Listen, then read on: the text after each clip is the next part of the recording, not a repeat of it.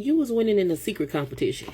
What the fuck they gonna do with you when you trying? Wholeness, infinite waters flowing through you on Poindexter. This is Tarot on Decks, and I do this from the heart, from the soul, from the streets. So if you think I'm here to play around with you, you should leave now. If you decide to say that, means you'll allow me in your energy, as is my intent, to create conditions that promote health, wealth, and abundance. So let's get started, because you know we dominate these time constraints. So this is the entity, the energy that we were tapped into when we talked about someone being in a secret competition with you, and they've evaluated you, and you're being selected. This opportunity extends an offer to elevate you. That's what I want to say. I want to say this opportunity gives you the capacity to be elevated in some way, shape, or form. And I don't even think that you realized that you were under review. It's like being selected for an Olympics or something like that, right? Like just every athlete in the world, of course, is trying to get to the Olympic standards, but there's something that you have to do, some type of qualifications that you have to meet in order to even be invited, and you're being invited. Angels, archangels, ancestors, and spirit guides that wish to see us walk the highest path out here for the greatest good. I also feel like there's some type of imposter syndrome that may be creeping in, some type of inadequacy, feeling like, you know, this stronghold that you've been defeating here lately, right? Because you've been showing up and showing out, because you've been tapped in, tuned in to turn up. And this not the non-concern that you have with what other people think about what you're doing, manifesting, and materializing. You being like right here with divinity, right? Like it's you and God. Like you have blinders on to the bullshit. You're focused on God. Hold my hand. We gotta wait now. And it's like God, you're holding God's hand, and God is pulling you into this divine state of being. And as these opportunities, right? We still make decisions, and we still have to choose excellency, right? But it feels like sometimes during these opportunities, when you're being invited or someone is trying to court you, whether it's romantic or business, sometimes it's like this imposter syndrome creeps up every now and again, creeps in on you. And Spirit is saying you have to gain control of this. It's important for you to gain composure and remember, in the moments of difficulties, when you're finding it difficult to gain composure in the moment, because sometimes you can't take a moment, you can't go to the restroom, right? Sometimes you have to be present now. You have to say, okay, God, then lead me. There's a scripture in the Bible. Aaron and Apollo, calm down back there. There's a scripture in the Bible where it says, don't try to prepare beforehand what you're going to say. The Most High is going to give the words to you. Angels, archangels, ancestors, and spirit guides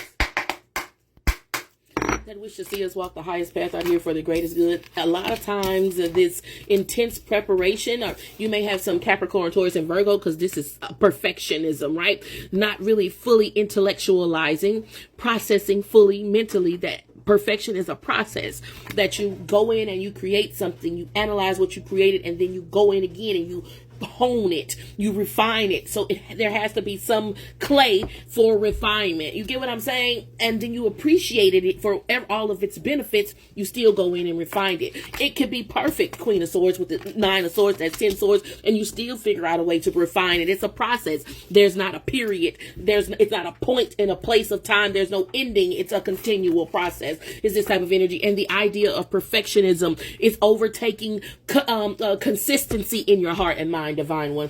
Angels are, the Fool card is out here with the Ace of Wands. And then, so when you think of doing something new, or when you begin to do something new, there's this hesitation in the beginning. Like, when you go to jump in some, double dutches, right? There's this hesitation in the beginning because you think that it's something that you have to do. But then there's that forgetting that the divine energy is flowing through you. And all you got to do is take one step, and then God gonna take two. And you take another step, and then God gonna take two, right? So you think that this is, I'm doing this. Sometimes, as divine ones, we get confused and we take ownership. But remember, we're only vessels letting the divine energy flow through you. You're a conduit, boo. Angels, archangels, the 4 of Cups is out here, right? 8, 9, 10, 11, 12. There's 3 cups. There's an opportunity for growth out here. And maybe you were evaluated, or maybe it feels like your space or your privacy was infiltrated in regards to you getting this opportunity, but it still will allow for you to grow. It may even be a possibility for you to grow into some type of community, but you have to be willing. You have to have vision perfection so that you can see.